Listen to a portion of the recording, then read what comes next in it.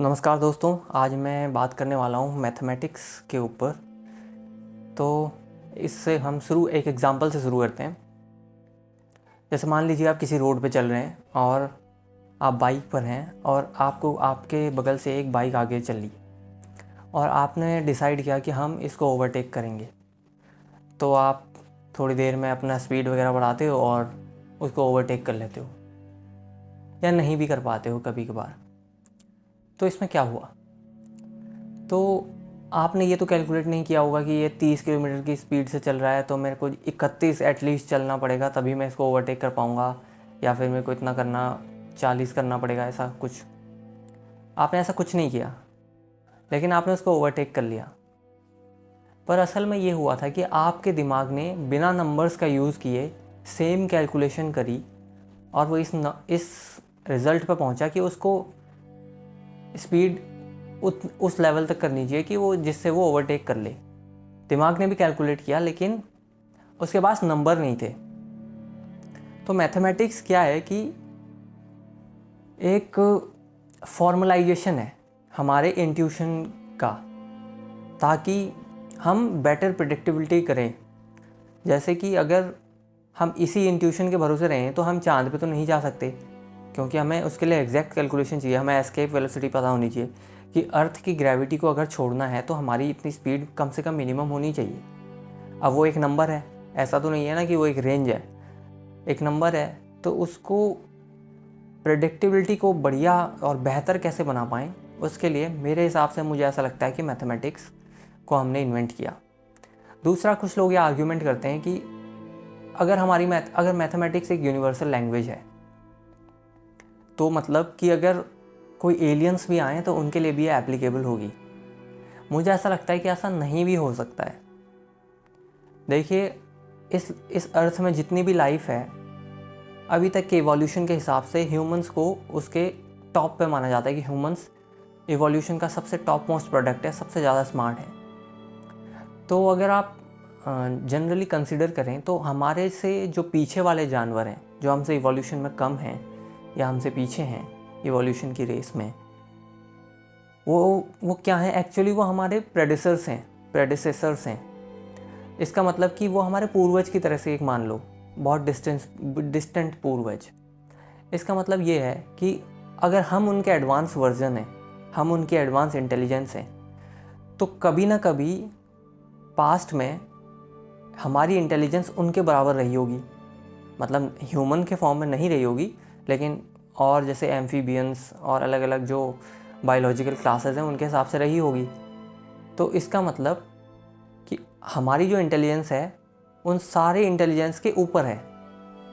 तो डेफिनेटली हमारा जो एक्सपीरियंस है वो उनके एक्सपीरियंस को ओवरलैप करेगा, और जो हमारे एक्सपीरियंस का सेट है उनके एक्सपीरियंस के सेट से बड़ा होना चाहिए, क्योंकि हम उनसे इवोल्यूशन में आ गए हैं, उनसे ज़्यादा सेंसिबिलिटीज़ में आ गए हैं। हालांकि मैं ये क्लेम नहीं करता हूँ कि हम उनसे ज़्यादा सेंसिबिलिटीज़ में आ गए हैं, पर इवोल्यूशन के हिसाब से हम मान के चलते हैं। तो अगर मान लीजिए अगर कोई और टाइप की लाइफ हो, तो उसके पास आपके जैसा मैकेनिज़्म तो होगा नहीं ना, जो सेंस कर सके इस एग्जिस्टेंस को उसी वे में जिस तरीके से आप कर पा रहे हो। फॉर एग्ज़ाम्पल के लिए, मेरे सामने अगर कोई एक व्यक्ति खड़ा है जो बहुत सुंदर है और उसने परफ्यूम भी लगा रखा है, अगर मेरे पास नाक नहीं होती तो मैं केवल देख पाता, मुझे परफ्यूम का कोई आइडिया भी नहीं होता कि उसमें क्या खुशबू आ रही है, क्या आ रही है। मेरे को खुशबू का कुछ एहसास ही नहीं होता कि खुशबू नाम की कोई चीज़ भी है। लेकिन अब मेरे पास क्योंकि सेंस है, तो मैं उसको डिटेक्ट कर पा रहा हूँ। हो सकता है कि जो बाहर की लाइफ हो या फिर जो एक्स्ट्रा टेरेस्ट्रियल लाइफ हो, उनके पास सेम मैकेनिज़्म रियलिटी को सेंस करने का ना हो, तो मेरे हिसाब से हमारी मैथमेटिक्स उनके साइड फेल कर सकती है।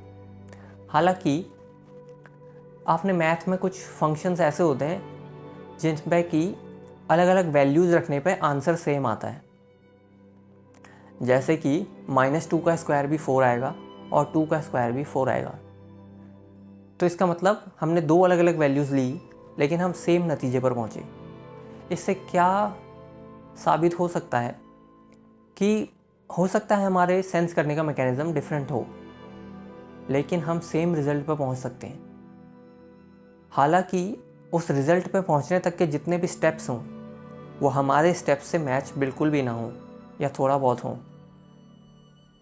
तो इसका मतलब मेरा कहने का इन दी एंड सेंस यही है कि हो सकता है हमारी मैथमेटिक्स केवल हमारे तक ही डिपेंडेंट हो। और क्योंकि हम ये सोचते हैं कि हमारा एक्चुअली में हम क्या कर रहे हैं, हम खुद ही तो ऑब्ज़र्व कर रहे हैं। अगर हम यूनिवर्स को भी ऑब्ज़र्व कर रहे हैं तो हमारे पास पॉइंट ऑफ व्यू केवल ह्यूमंस का ही तो है और किसी का तो नहीं है। तो अब ह्यूमंस ही क्योंकि अलग अलग चीज़ों को चेक कर रहे हैं, रिसर्च कर रहे हैं, तो ये तो जाहिर सी बात है कि वो अपने मैकेनिज़म्स जो उनके पास हैं उन्हीं का यूज़ करके उसको डिस्कवर करेंगे, कुछ नई चीज़ें जो भी उनके रिसर्च में उनके हाथ लगता है। तो ये मान लेना कि मैथमेटिक्स एक यूनिवर्सल लैंग्वेज होगी, इसमें मेरे हिसाब से डाउट है मुझे, इन द सेंस कि हो सकता है यूनिवर्सल हो भी, पर हमें इतना सर्टेन नहीं होना चाहिए कि यूनिवर्सल है, हो सकती है।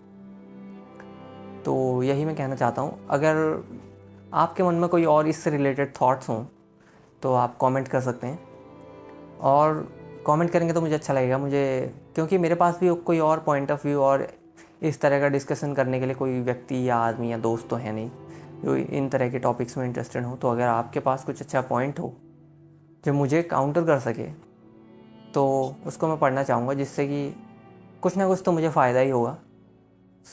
अगर आपको वीडियो अच्छा लगे तो लाइक, शेयर, सब्सक्राइब करें, और अच्छा लगे कमेंट भी करें। थैंक यू, धन्यवाद।